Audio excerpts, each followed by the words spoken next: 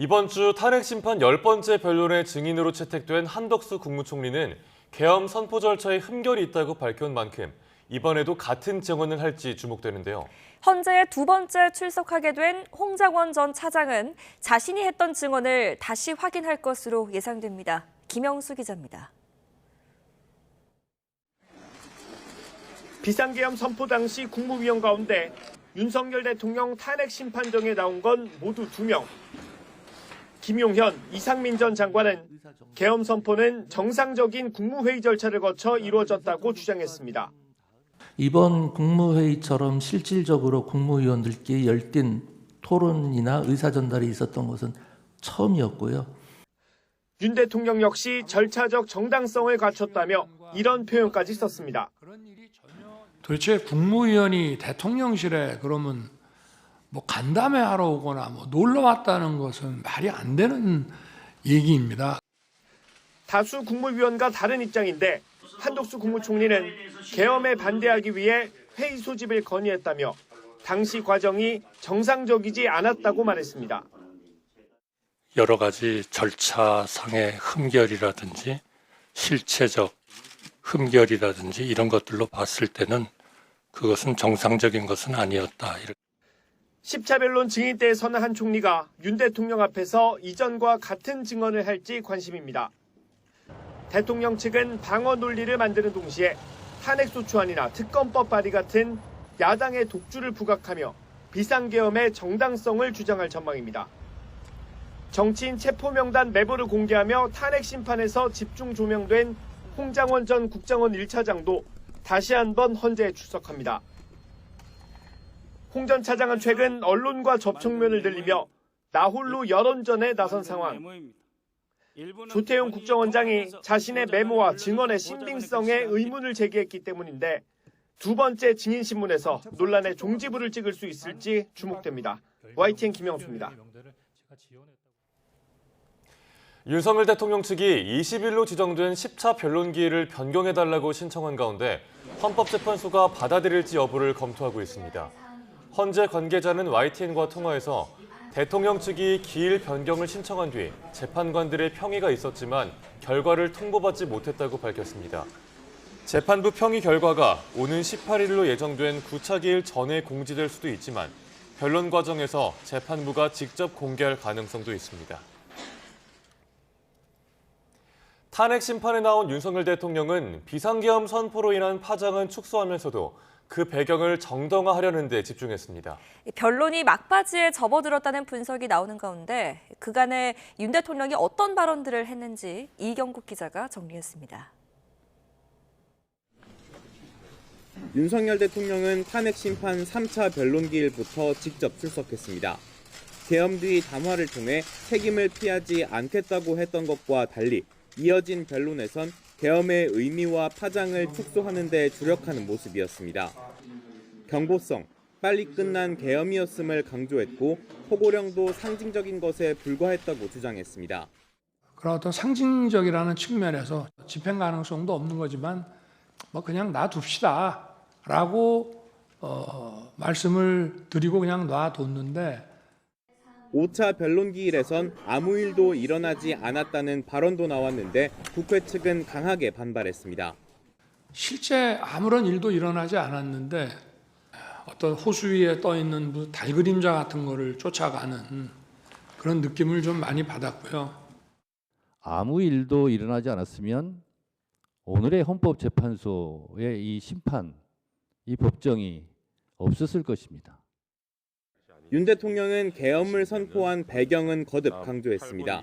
부정선거 의혹을 띄우고 선관위에 좀 보내라고 한 것은 제가 김용현 장관에게 얘기를 한 겁니다.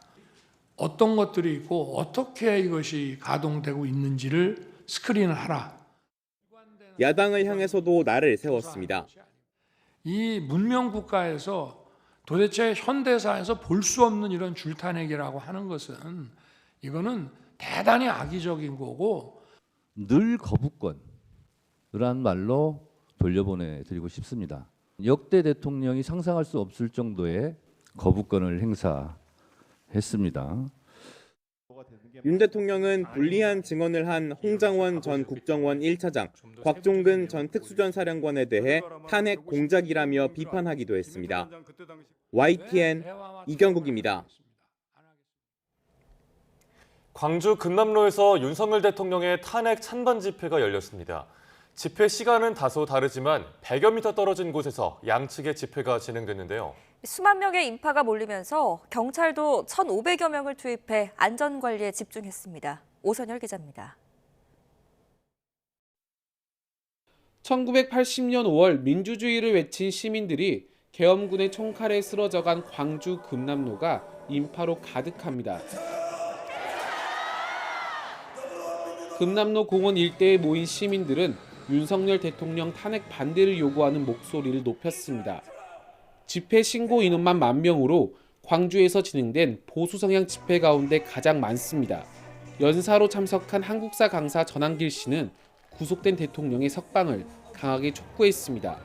오늘 우리 광주에 모이신 우리 시민들과 국민들의 연락과 같은 지지로 곧 60%를 넘고 70%를 가게 될 겁니다.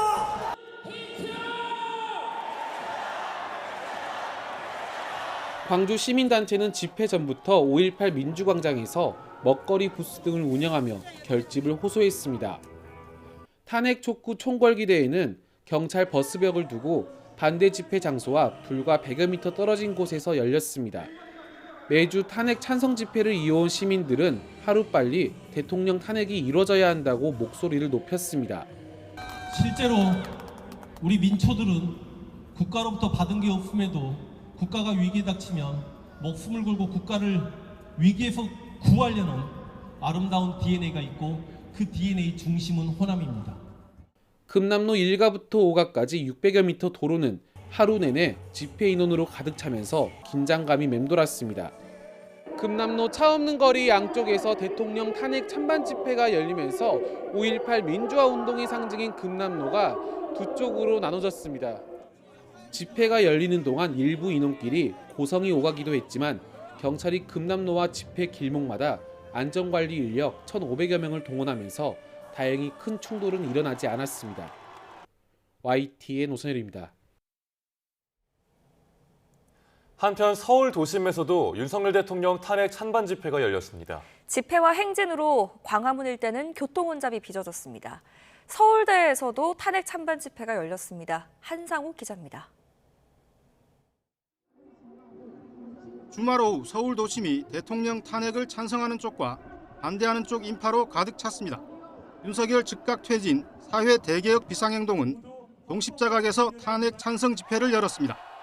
참가자들은 윤 대통령의 즉각 파면과 국민의힘 해산을 요구했습니다. 그 자체로 탄핵 사유입니다. 계엄 선포 과정, 목적, 포고령 제1호 모두 헌법과 법률의 위반이 확인됩니다. 앞서 대통령 탄핵에 반대하는 집회는 세종교차로와 대한문 구간 사이에서 열렸습니다. 윤 대통령 지지자들은 태극기와 성조기를 흔들며 대통령 석방을 촉구했습니다. 께서 이 나라를 위해서 일할 수 있게 합시다. 헌법재판관들은 산대라! 산대라! 산대라! 집회와 행진으로 일대 교통은 혼잡을 빚었습니다. 경찰은 교통경찰 240명을 배치해 일부 도로를 통제하고 차량 운행을 제한했습니다. 서울대학교 아크로폴리스 광장에서도 탄핵 찬반 집회가 열렸습니다. 비슷한 시각 양측 참가자들이 같은 장소에 몰리면서 충돌하자 경찰이 제지하기도 했습니다. YTN 한상욱입니다. 윤 대통령의 탄핵 심판이 막바지로 치닫는 가운데 야당은 비상계엄과 명태균 씨, 또 김건희 여사 사이의 연결고리를 밝혀야 한다고 공세를 펴고 있습니다. 국민의힘은 민주당이 또 공작 냄새가 나는 신작 소설을 들고 나왔다고 비난했습니다. 나혜인 기자입니다. 민주당은 윤 대통령이 계엄을 선포하는 이유를 설명하며 가정사를 언급했다는 경찰 간부의 헌법재판소 증언에 주목했습니다. 구체적인 내용은 드러나지 않았지만 명태균 씨의 황금폰이 열릴까 두려웠던 김건희 여사 얘기 아니냐고 의혹을 제기한 겁니다.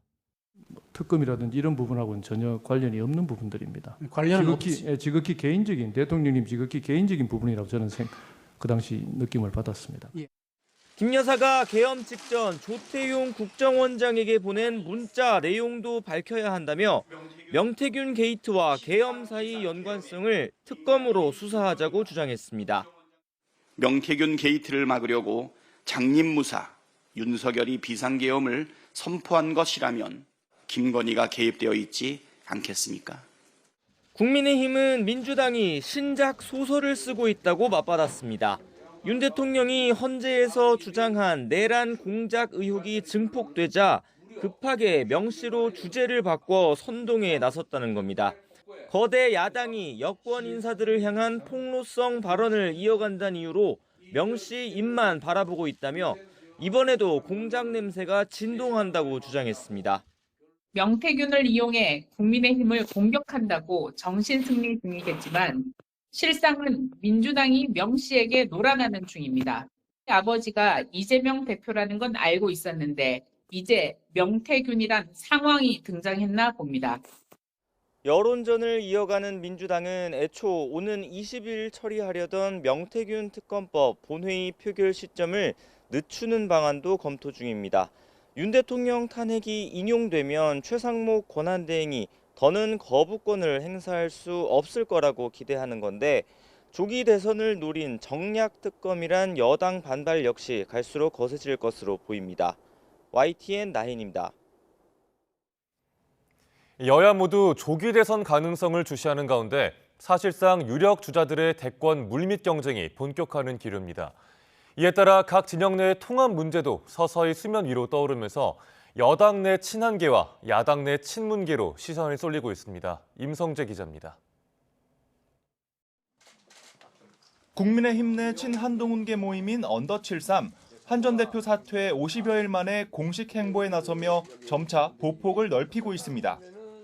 구성원 내 소위 탄핵 찬성파가 적자는 만큼 명예로운 불복종 등 최근 발언과 행보가 대체적인 여당 기류와는 차이가 있다는 분석입니다.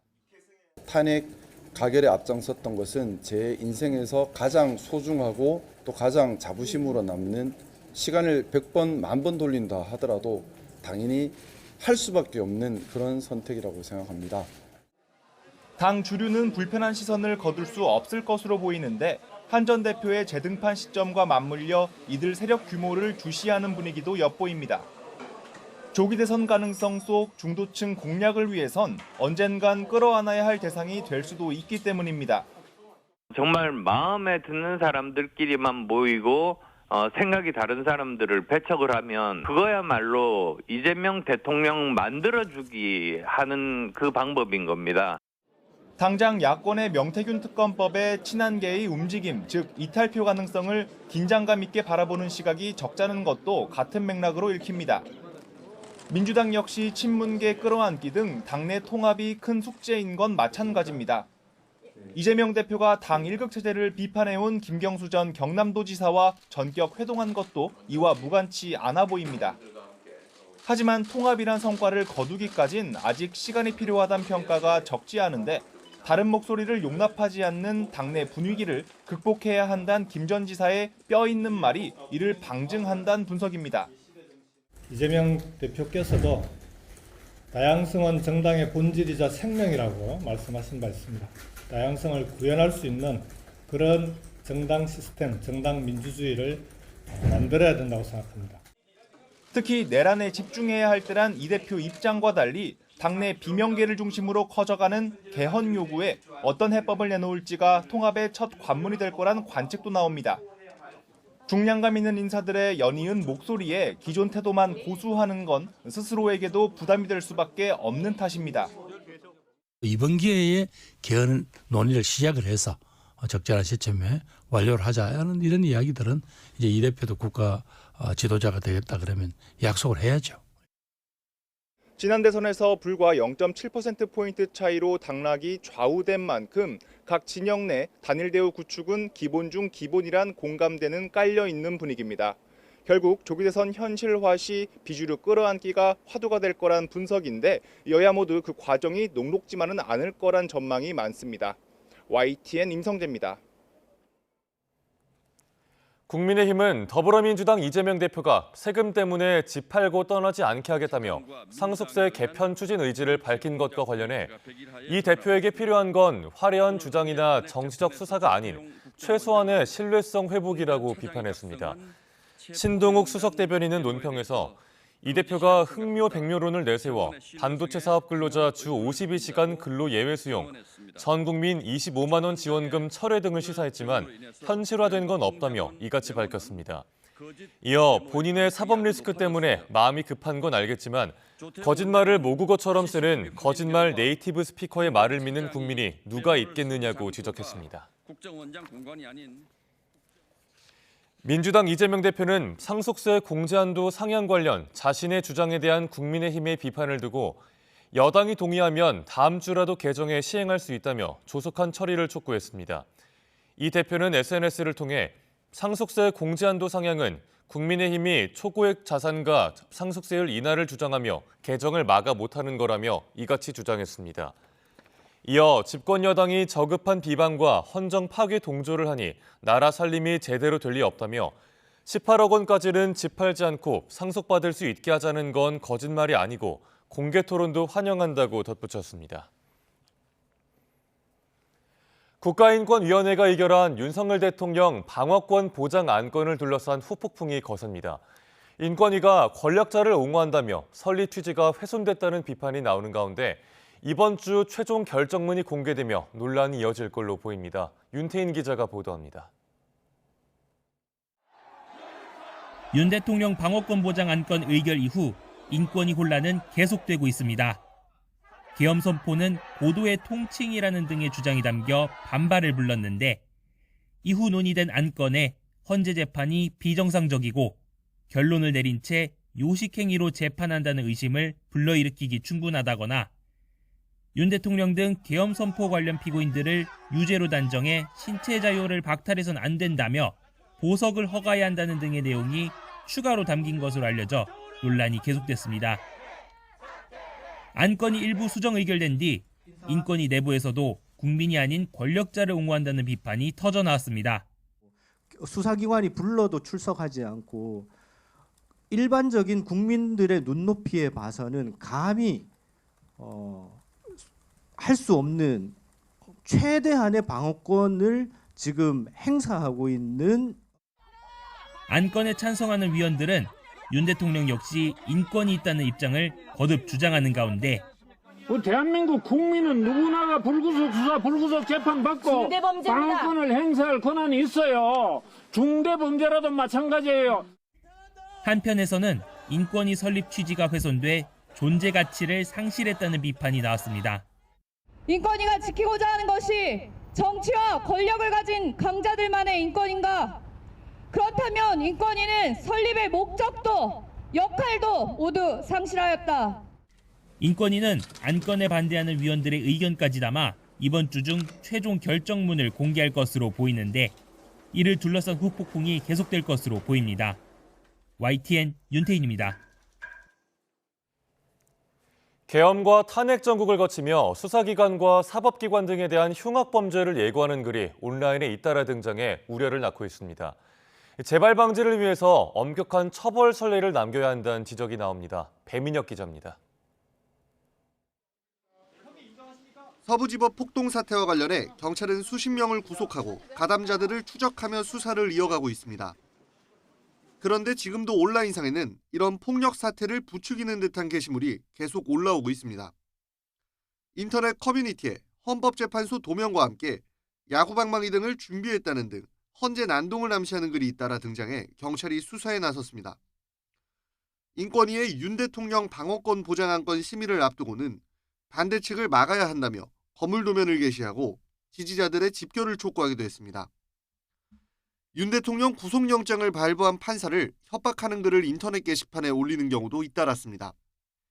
경찰은 엄정 대응하겠다며 수사에 나섰지만 솜방망이 처벌을 우려하는 목소리도 나옵니다. 온라인 흉악범죄 예고글의 경우 실제로 위해를 가할 의도나 계획이 없더라도 형법 283조에 따라 협박죄 등으로 처벌 가능하고 최대 3년 이하의 징역이나 500만 원 이하의 벌금형에 처할 수 있습니다. 하지만 초범이라는 이유로 징역형의 집행유예나 벌금형에 처하는 경우가 많고 협박 대상이 명확하지 않은 경우 법 적용이 어려울 수도 있습니다. 그런 만큼 공권력에 대한 돈 넘은 협박과 공격을 막기 위해 처벌 수위를 강화해야 한다는 지적이 나옵니다.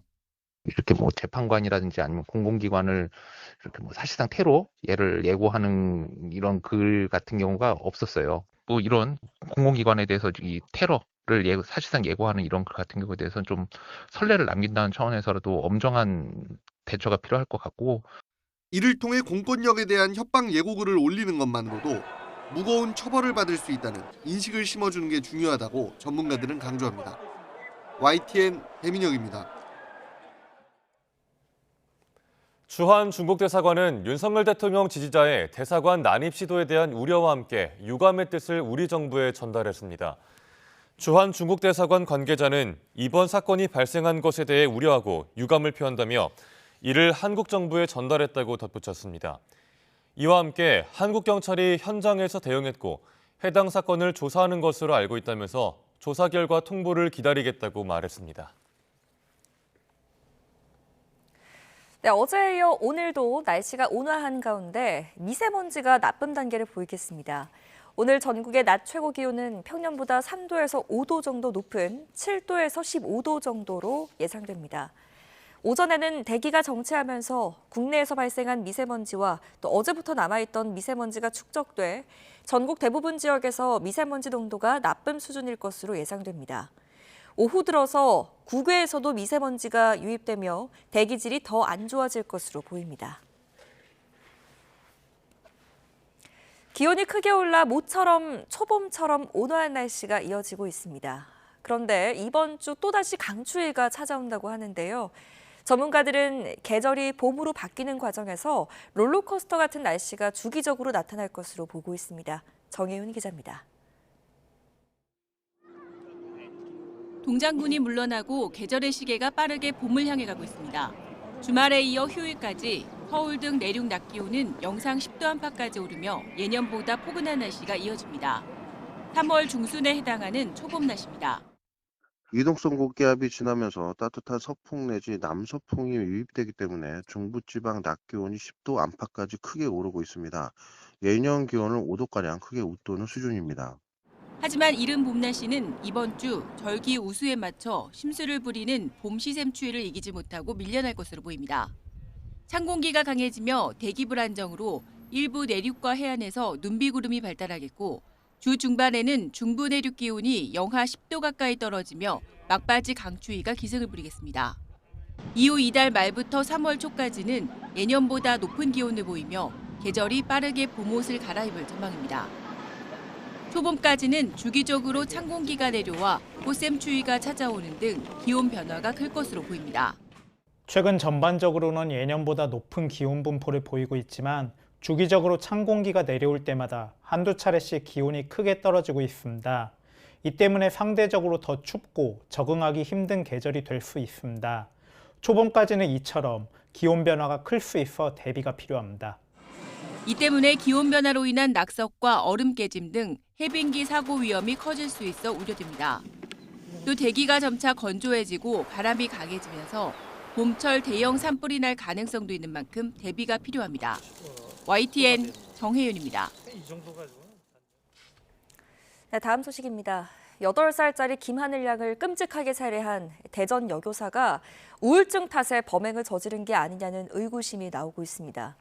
하지만 전문가들은 정확한 정신감정이 이루어지기 전에 이렇게 섣불리 우울증을 범행 원인으로 단정해서는 안 된다고 강조합니다. 김주영 기자입니다. 고 김하늘 양을 살해한 40대 교사 명모 씨는 2018년부터 우울증을 앓았다고 경찰에 진술했습니다. 지난해 12월 질병 휴가를 낼 당시 의사소견서엔 최소 6개월 치료가 필요하다는 내용이 담겼습니다. 명 씨는 그러나 증상이 사라져 정상 근무가 가능할 거란 정반대 진단서를 20일 만에 같은 의사에게 받아 조기 복직했습니다. 이를 두고 일각에서 부실한 소견서를 앞세워 교단에 돌아온 우울증 환자가 결국 끔찍한 범행을 저지른 게 아니냐는 지적이 나오는데 전문가들은 우울증을 범행 원인으로 지목하는 건 성급하다고 강조합니다. 대부분 심한 우울증은 무기력을 호소하지 곧장 공격성으로 표출되진 않는다는 설명입니다. 우울증이 공격성이 높아진다 이렇게 하기에는 힘들어요. 그러니까 어떤 증상을 가졌느냐, 그 당시에 증상이 나타나는 그런 부분이 중요한 거지. 또 우울증과 별개로 명 씨가 반사회성 인격장애를 가졌을 수도 있고 범행 당시 망상에 빠졌을 가능성 등 심층적인 정신감정이 이루어져야 한다고 조언합니다. 감정 조절이 좀 힘들고 그럴 수 있지만 공격성이 나타난다기보다는 사실은 그 사람이 가진 성향의 감정이 증폭될 수는 있겠죠.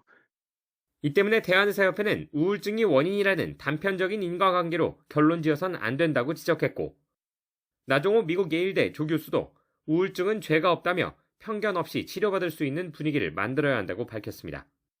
전문가들은 우울증 치료율이 11%에 불과한 우리나라 현실에 이번 사건이 편견의 촉매제가 돼선 안 된다고 입을 모았습니다. YTN 김주영입니다. 부산 기장군 리조트 공사장 화재 원인을 수사하는 경찰이 목격자 진술과 공사 관련 서류, 또 CCTV 등을 확보해서 분석에 들어갔습니다. 현장 감식은 오늘 오전에 진행할 예정인데요. 정부는 중앙사고수습본부를 꾸려서 유가족 지원과 재발 방지 대책 마련에 들어갔습니다. 김종호 기자입니다. 이번 화재로 숨진 6명은 건물 1층에서 내장재나 가구 등을 설치하거나 청소 작업 중이었던 것으로 파악됐습니다. 하지만 불이 어디서 어떻게 시작했는지 구체적으로 드러나지 않았습니다. 당시 리조트 공사장에는 하청업체 40여 곳에 작업자 800여 명이 있었던 것으로 확인됐습니다. 최초 신고자는 1층 수영장 옆 단열재에 불이 붙었다고 말했지만 경찰 조사에서는 배관 등이 모여있는 이른바 PT룸에서 연기를 목격했다는 다른 작업자 진술도 나왔습니다. 경찰은 배관 절단과 용접 작업을 하던 6명에 대해선 대면 조사를, 구조된 피해자에겐 전화로 조사했습니다. 건물 CCTV, 공사 관련 서류 등도 분석 중입니다. 일단은 안에는 없습니다. 바깥쪽에 일단은 대화하는데 제일 큰 단서는 안 되겠지만 다반면적으로 수사를 해야 된다. 이거 지금 컨셉하고 막 이러고 있거든요. 화재 원인 조사는 현장 합동 감식 이후 세밀하게 진행될 전망입니다. 정부는 사고 수습과 유가족 지원, 재발 방지 대책 마련 등을 위해 중앙사고수습본부를 구성했습니다. 여러 가지 조사해야 될 부분, 또 앞으로 고쳐야 될 부분, 또 책임자에 대한 흥분의 처벌 문제 이런 것들이 함께. 애초 27명을 경상으로 분류했던 소방당국은 연기를 마신 26명을 뺀 1명만 경상자로 재분류했습니다. YTN 김종호입니다. 반얀트리 호텔앤리조트가 부산 기장군 공사장 화재 참사와 관련해 가족들에게 위로의 말을 전한다고 밝혔습니다. 반얀트리 측은 해당 호텔이 독립적인 한국 기업이 소유하고 개발 중이며 완공 후 반얀트리가 관리 역할을 하기로 돼 있다고 설명했습니다. 또 현재 호텔 사업자와 시공사 등과 상황 관리를 지원하고 있다며 가족에게 위로의 말을 전한 것으로 알려졌습니다. 돌도 안 된 딸을 때려 숨지게 하고 그 시신을 집 안에 보관해왔던 혐의를 받는 비정한 아버지가 구속됐습니다. 경찰 조사에서 아이가 밤늦게 울고 보채서 살해했다고 진술했습니다. 이상곤 기자입니다. 긴급 체포됐던 20대 부부 가운데 아이 아버지인 A씨가 구속됐습니다. 11개월 된 딸을 때려 숨지게 하고 시신을 스티로폼 상자에 유기한 혐의입니다. 대전지법 홍성지원은 20대 A씨에 대한 구속 전 피의자 신문을 진행한 뒤 도주할 염려 등이 있다며 영장을 발부했습니다. 앞서 경찰은 A씨 부부에 대한 조사를 마친 뒤 아버지에 대해서만 구속영장을 신청했습니다. A씨는 경찰 조사에서 지난해 9월 초 술을 마신 상태에서 딸이 밤에 울고 보채 화가 나 주먹으로 복부 등을 때려 살해했다고 진술한 것으로 전해졌습니다.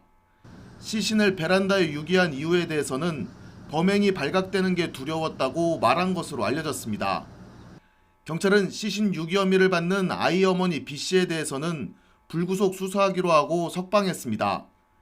미숙아로 태어난 또 다른 자녀가 병원에 있고 살인 등 범행에 개입했다고 볼 만한 증거가 부족하다고 설명했습니다. 경찰은 아이의 정확한 사인을 확인하기 위해 국립과학수사연구원에 부검을 의뢰했습니다.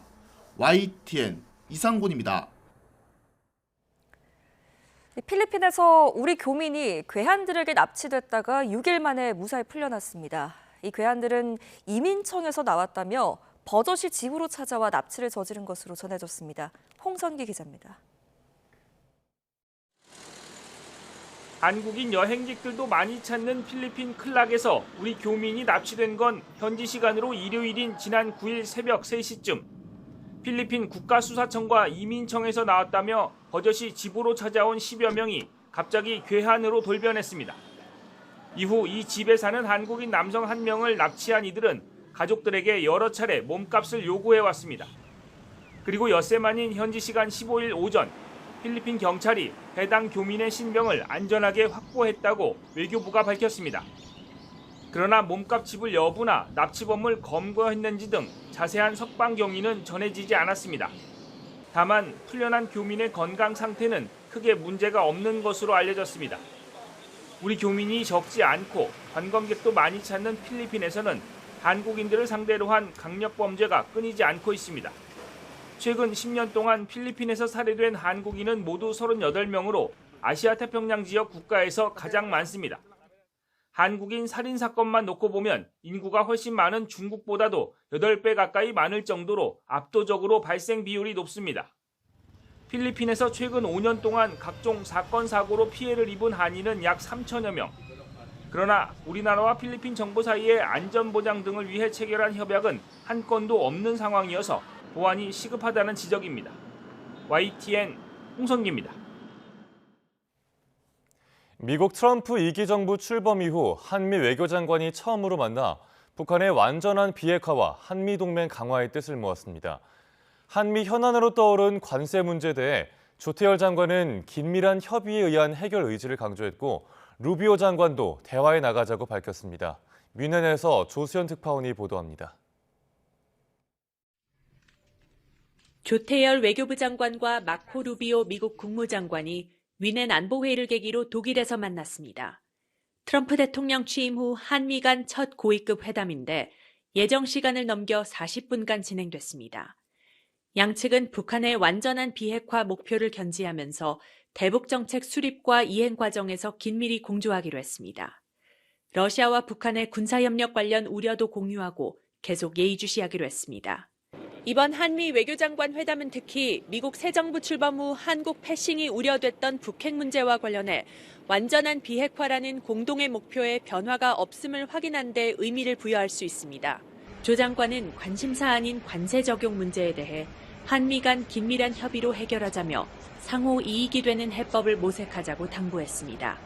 서두르지 않으면서 또 대결적인 것보다는 협의하면서 풀어가는 그런 자세, 그런 것으로 대응을 할까 생각 중입니다. 루비오 장관은 관계부처 간 협의에 나가자며 한국 정부 입장을 잘 전달하겠다고 말했습니다. 미 국무부는 회담 후 보도자료를 통해 루비오 장관이 한미 동맹과 최상목 대통령 권한대행에 대한 신뢰를 거듭 밝혔다고 발표했습니다. 최 대행과 트럼프 대통령 간 전화통화도 아직 성사되지 않고 있는 가운데 미국 정부가 권한대행 체제에 대한 입장을 밝힌 것은 처음입니다. 함께 열린 한미일 외교장관 회담에서는 북한의 완전한 비핵화의 뜻을 같이 하면서 보다 뚜렷한 중국 견제 입장도 나왔습니다.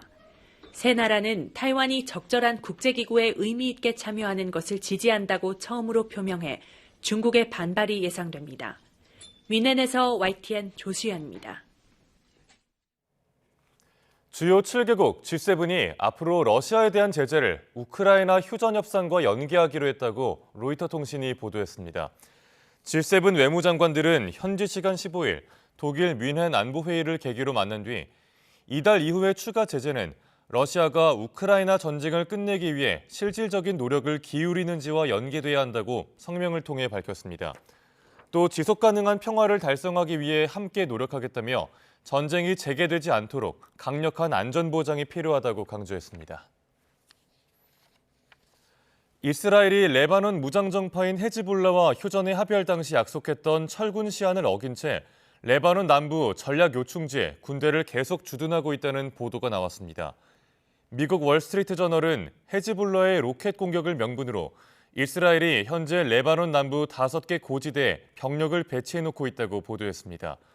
이스라엘은 레바논 남부 일대의 헤즈볼라 거점이 모두 해체되지 않았다며 한 달 가까이 철군을 미뤄왔고 최근엔 철수 시한을 오는 28일까지 열흘 더 늘려달라고 미국 측에 요청했습니다. 주미 한국 대사관은 최근 트럼프 행정부의 불법 이민자 단속 강화에 따라 한국민이 유의해야 하는 사항을 담은 안전공지를 홈페이지에 게시했습니다. 대사관은 유학이나 취업, 여행 또는 기타 사유로 미국 내 체류 중인 한국민에게 비자 유효 기간을 확인하고 만료가 임박했을 경우 적기에 신속히 갱신하라고 당부했습니다. 또 미국을 여행하거나 체류 중인 국민도 법적 지위를 증명할 수 있는 유효한 서류를 항상 지참하고 비상시에 도움을 요청할 수 있는 연락처를 준비하라고 안내했습니다. 트럼프 2기 행정부 출범은 미국 언론 지형에도 영향을 주고 있습니다. 트럼프 대통령에게 비판적인 기성 언론은 통제하고 또 반대로 우호적인 우파 뉴미디어엔 백악관 브리핑실을 개방하는 등 힘짓기에 나섰습니다. 보도에 홍주혜 기자입니다. 자신에게 비판적인 기성 언론을 향해 적대감을 보여온 트럼프 미국 대통령. 가짜 뉴스라고 폄하하는 수준을 넘어 폭력적인 발언도 서슴지 않았습니다. But all we have really over here is the fake news, right?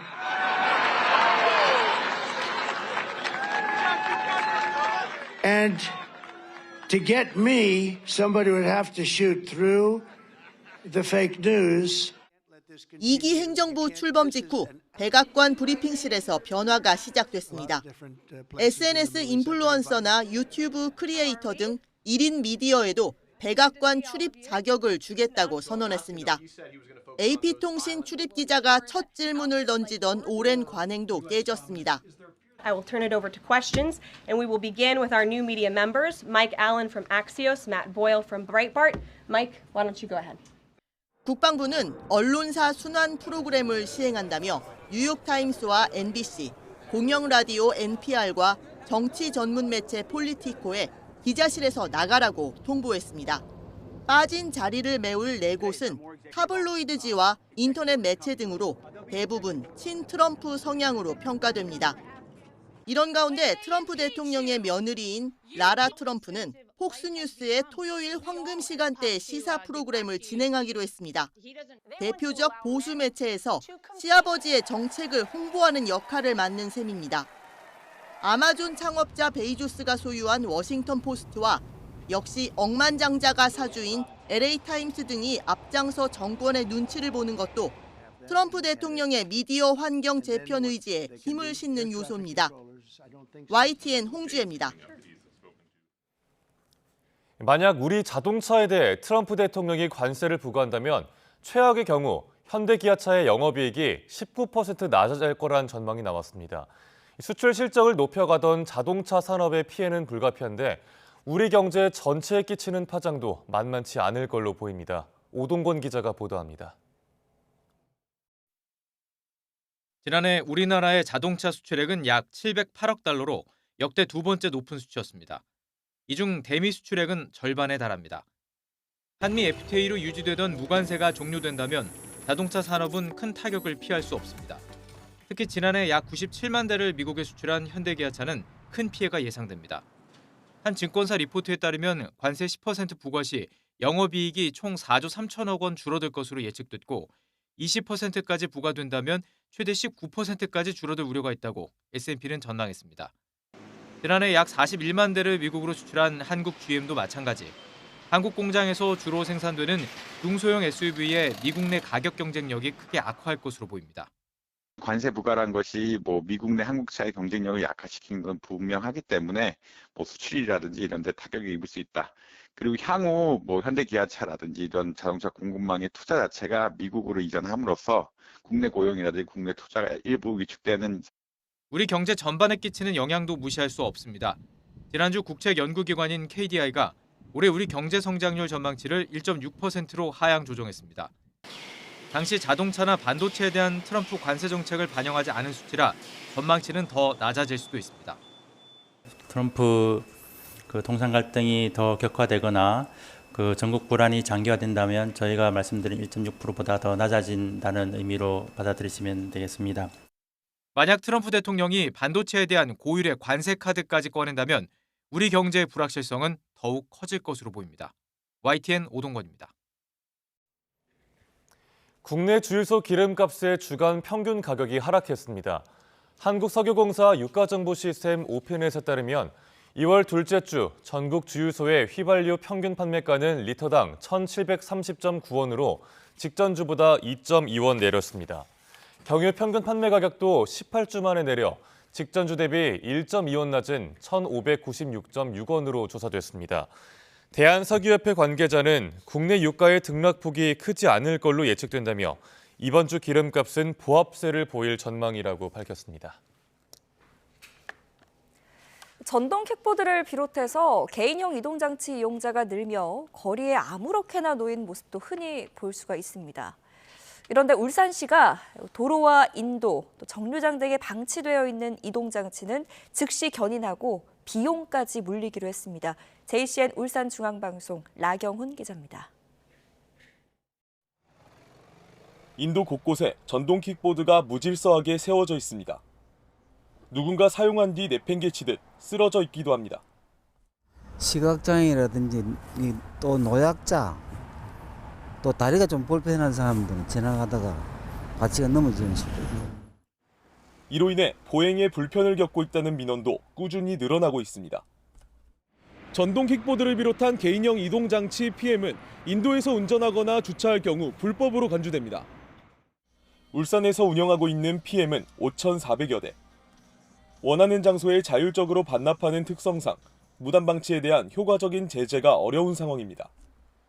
시민들의 불편이 계속되자 울산시가 관련 조례 개정에 나섰습니다. 조례 개정안에는 길거리에 방치된 PM을 즉시 견인하고 운영업체에 3만 원의 견인 비용을 부과하는 내용이 포함됐습니다.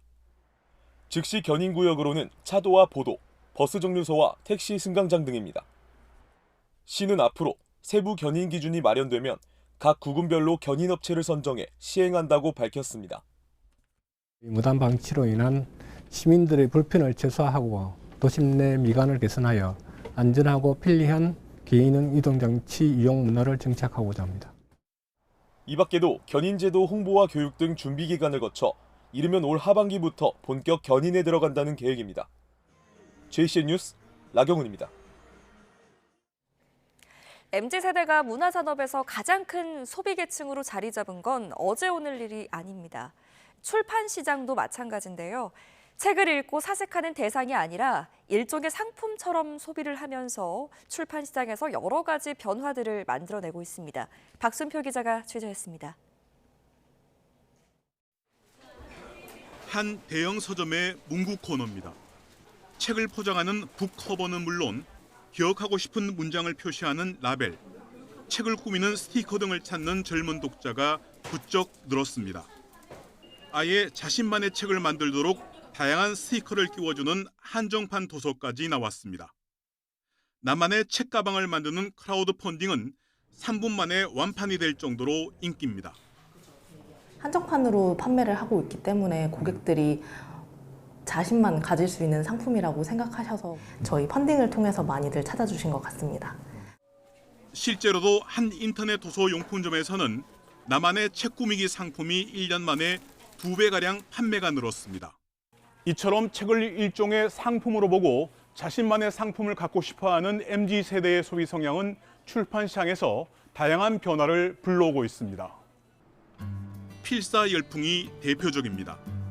마음에 드는 문구를 옮겨 쓰면서 자신만의 노트를 만드는 필사는 지난해 출판 시장을 뜨겁게 달궜습니다.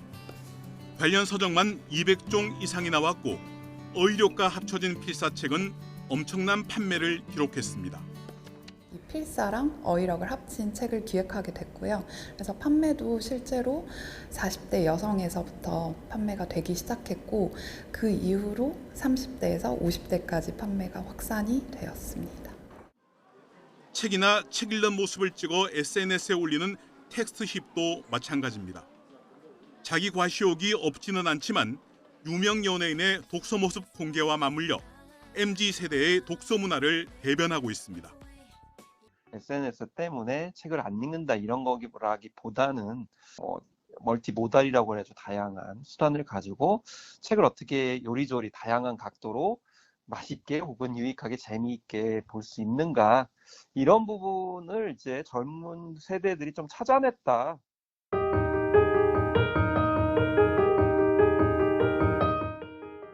독서 자체보다 분위기만 소비한다는 비판이 없지 않지만 MZ세대가 당분간 출판 시장의 변화를 주도할 것은 분명해 보입니다. YTN 박순표입니다. 마블 캐릭터 캡틴 아메리카 복장을 하고 중국 대사관에 난입하려다 현행범으로 체포된 40대 남성이 불구속 상태로 수사를 받게 됐습니다. 서울 남대문 경찰서는 건조물 침입 미수 혐의로 체포된 안 모 씨를 불구속 수사하기로 했다고 밝혔습니다. 안 씨는 그제 저녁 7시 반쯤 서울 명동에 있는 중국 대사관 문이 열린 틈을 타서 난입하려다가 근무 중이던 경찰에 검거됐습니다.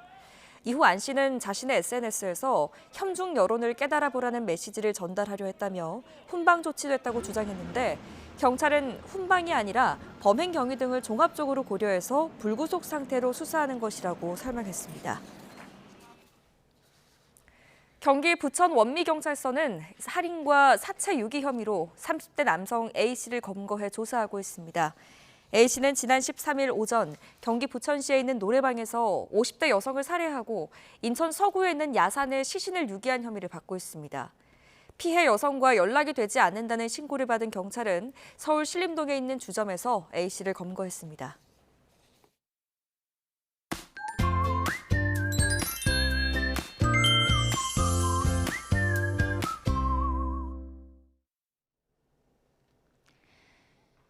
휴일인 오늘도 추위는 쉬어가겠습니다. 현재 서울 기온 1.7도로 크게 춥지 않고요. 한낮에도 9도선까지 오르는 등 마치 초봄처럼 온화하겠습니다.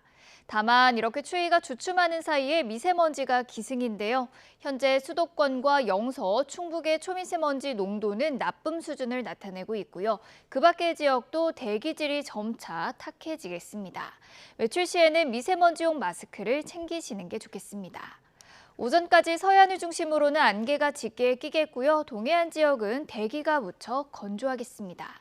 현재 기온 살펴보도록 하겠습니다. 현재 서울 기온은 1.7도, 대구는 영하 1.4도, 부산은 4.2도를 보이고 있습니다. 낮 기온은 어제보다 올라서 포근하겠는데요. 오늘 서울 낮 기온은 9도, 대전은 12도, 대구는 14도, 울산은 15도까지 크게 오르겠습니다. 밤부터는 찬 공기가 밀려오며 기온이 뚝 떨어지겠고요. 내일부터는 다시 이맘때 수준의 겨울 날씨가 찾아오겠습니다. 날씨 정보였습니다. 뉴스타트 2부 마칩니다. 잠시 후 3부가 계속됩니다. 시청해주셔서 고맙습니다.